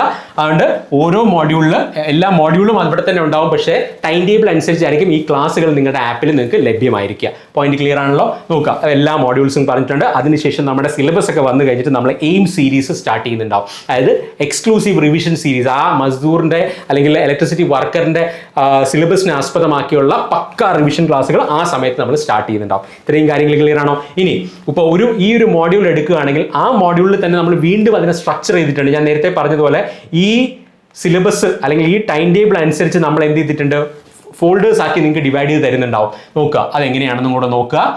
കണ്ടോ, ഇത് ബേസിക് ഇലക്ട്രിസിറ്റിയുടെ ആ ചാപ്റ്ററാണ്. അതിൻ്റെ അകത്ത് നിങ്ങൾക്ക് അതിൻ്റെ ക്ലാസ് വീഡിയോസ് ഉണ്ടാവും, റിവിഷൻ സീരീസ് ഉണ്ടാവും. ഞാൻ നേരത്തെ പറഞ്ഞതുപോലെ എക്സ്പെക്റ്റഡ് ക്വസ്റ്റ്യൻ ഡിസ്കഷൻ, കുറച്ച് ലെവൽ കൂടിയ ചോദ്യങ്ങൾ, അതെന്നാൽ ഇലക്ട്രിസിറ്റി വർക്കെന്ന് ചോദിക്കാൻ സാധ്യതയുള്ള ചോദ്യങ്ങളെല്ലാം ഉൾപ്പെടുത്തിക്കൊണ്ട് നമുക്ക് ഈ 3 രീതിയിലുള്ള സ്ട്രക്ചർ ആയിരിക്കും നിങ്ങൾ പ്രതീക്ഷിക്കേണ്ടത്. ആ രീതിയിൽ നിങ്ങൾക്ക് വളരെ വ്യക്തമായി എന്ത് ചെയ്തിട്ടുണ്ട്, ഡിവൈഡ് ചെയ്ത് തന്നിട്ടുണ്ട്. ഇതൊന്ന് പഠിച്ചാൽ മാത്രം മതി. അപ്പോൾ ആ കാര്യം നിങ്ങളൊന്നും വ്യക്തമായിട്ട് ഓർക്കുക. ഇനി ഇതിൻ്റെ ഫോൾഡറിൻ്റെ അകത്താണെങ്കിൽ ഇതിൻ്റെ അകത്തുള്ള സ്ട്രക്ചർ എന്നുണ്ടോ, charge and current, EMF, voltage, energy, work and power, Ohm's law, resistance, conductance, resistivity, റെസിസ്റ്റൻസുമായി ബന്ധപ്പെട്ട് വരുന്ന ചോദ്യങ്ങൾ, സീരീസ് പാരലൽ കണക്ഷൻ, അതിൻ്റെ തന്നെ പാർട്ട് 1, പാർട്ട് 2, അതുമായി ബന്ധപ്പെട്ട് വരുന്ന മറ്റു ചോദ്യങ്ങൾ, അതിൻ്റെ ക്വസ്റ്റ്യൻ ഡിസ്കഷൻ, ഇതെല്ലാം കൊടുത്തിട്ടുണ്ട്. ഇതിന് പുറമെയാണ് ഞാൻ നേരത്തെ പറഞ്ഞത് എന്താണ്, ഇത് ഈ ഫോൾഡർ മാത്രമാണ് കാണിച്ചത്. റിവിഷൻ സീരീസ് സെപ്പറേറ്റ് ഉണ്ടാവും, എക്സ്പെക്റ്റഡ് ക്വസ്റ്റ്യൻ ഡിസ്കഷൻ സെപ്പറേറ്റ് ഒരു ഫോൾഡർ ഉണ്ടാവും. ഇതെല്ലാം നിങ്ങൾക്ക് പ്രൊവൈഡ് ചെയ്തിട്ടുണ്ടാവും. അപ്പോൾ പക്ഷേ ഇതെല്ലാം വരുന്നത് എങ്ങനെയാണ്, നമ്മുടെ ടൈം ടേബിൾ അനുസരിച്ചായിരിക്കും നിങ്ങൾക്ക് ആപ്പിൽ അവൈലബിൾ ആയിട്ട് വരിക.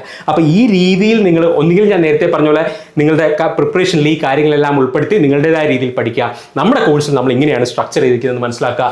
നമ്മൾ ഏകദേശം 125 കൂടുതൽ എക്സാമുകൾ നിങ്ങൾക്ക് പ്രൊവൈഡ് ചെയ്തിട്ടുണ്ട് ഈ കോഴ്സിൽ. അപ്പോൾ അതെന്ന് പറയുന്നത് വിത്ത് ഡീറ്റെയിൽഡ് എക്സ്പ്ലനേഷൻ ഉള്ള ക്വസ്റ്റ്യൻസ് ആണ് നമ്മൾ പ്രൊവൈഡ് ചെയ്തിട്ടുള്ളത്. അതായത് വെറുതെ ക്വസ്റ്റിനും ആൻസർ മാത്രമല്ല, ഡീറ്റെയിൽഡ് എക്സ്പ്ലനേഷൻ ഉണ്ട്. Subject test, part test, PYQ ടെസ്റ്റുകൾ, മോക്ക് ടെസ്റ്റുകൾ എല്ലാം ഉൾപ്പെടുത്തിക്കൊണ്ട് 125 കൂടുതൽ ടെസ്റ്റുകൾ ഉണ്ടാവും. 125 ടെസ്റ്റുകൾ വിത്ത് ഡീറ്റെയിൽഡ് എക്സ്പ്ലനേഷൻ ആണ് നമ്മൾ പ്രൊവൈഡ് ചെയ്തിട്ടുള്ളത്. അതും ഈ പറയുന്ന നമ്മുടെ ഏറ്റവും ലേറ്റസ്റ്റ് ആയിട്ടുള്ള ക്വസ്റ്റ്യൻസ് എല്ലാം ഉൾപ്പെടുത്തിക്കൊണ്ട് revise and updated test series ആണ്. Topic test, subject test, part test, mock test ആയിട്ട്. ഓക്കെ, ഇതിൽ തന്നെ PYQ ടെസ്റ്റ് ഇതിൻ്റെ ഉള്ളിൽ വരുന്നുണ്ടാവും. ആ കാര്യം കൂടെ ഓർക്കുക. ഞാൻ നേരത്തെ പറഞ്ഞതുപോലെ ഈ കാര്യങ്ങളെല്ലാം മനസ്സിലാക്കിക്കൊണ്ട് ഉൾപ്പെടുത്തിക്കൊണ്ട് വേണം നിങ്ങളുടെ പ്രിപ്പറേഷൻ നിങ്ങൾ സ്റ്റാർട്ട് ചെയ്യാനും മുന്നോട്ട് കൊണ്ടുപോകാനുമായിട്ട്. ഇതെൻ്റെ മാത്രം ഐഡിയ അല്ല, ഇതേ ഈ എക്സാംസ് ഇതിനു മുമ്പ് ക്വാളിഫൈ ചെയ്ത് നമ്മുടെ ടോപ്പേഴ്സ് ഉൾപ്പെടെ തന്ന ഫീഡ്ബാക്കിനനുസരിച്ചാണ് നമ്മൾ ഈ ഓരോ കോഴ്സും നമ്മൾ ഇംപ്രവൈസ് ചെയ്തുകൊണ്ടിരിക്കുന്നത്. ആ കാര്യം കൂടെ നിങ്ങൾ മനസ്സിലാക്കുക. നമ്മളുടെ ടോപ്പേഴ്സിൻ്റെ തന്നെ ഇൻ്റർവ്യൂസ് എല്ലാം നമ്മുടെ യൂട്യൂബ് ചാനലുണ്ട്. ജെന്യുവിൻ ആയിട്ടുള്ള ഇലക്ട്രിക്കൽ എക്സാംസിൻ്റെ റിസൾട്ടാണ്. ഓരോ റാങ്ക് ലിസ്റ്റിലും 60 മുതൽ 70% കൂടുതൽ കുട്ടികൾ സ്കോർ അക്കാഡമിയുടെ സ്റ്റുഡൻസ് ആണ് ഇലക്ട്രിക്കൽ വിഭാഗത്തിൽ. അപ്പോൾ അവരെല്ലാം പറഞ്ഞ ഫീഡ്ബാക്കുകളാണ് ഞാൻ ഈ നേരത്തെ പറഞ്ഞ ഈ സ്റ്റഡി പ്ലാനിൽ ഞാൻ ഉൾപ്പെടുത്തിയിരിക്കുന്നത്. അത് തന്നെ നിങ്ങളും ഫോളോ ചെയ്യുക. അപ്പോൾ ഇനിയും നമ്മുടെ സിലബസിൻ്റെ ഡീകോഡിങ്, അതുപോലെ തന്നെ മറ്റ് ഡീറ്റെയിൽസ്, സ്റ്റഡി പ്ലാൻ, ഓരോ സബ്ജക്ട് ബേസുള്ള പ്ലാൻ എല്ലാം നമ്മുടെ യൂട്യൂബ് ചാനലിലും ടെലഗ്രാം ചാനലിലും ഇൻസ്റ്റാഗ്രാമിലും ഒക്കെ വരുന്നുണ്ടാവും. അപ്പോൾ thanks a lot for watching. വീണ്ടും അടുത്ത വീഡിയോയിൽ കാണാം. Thank you.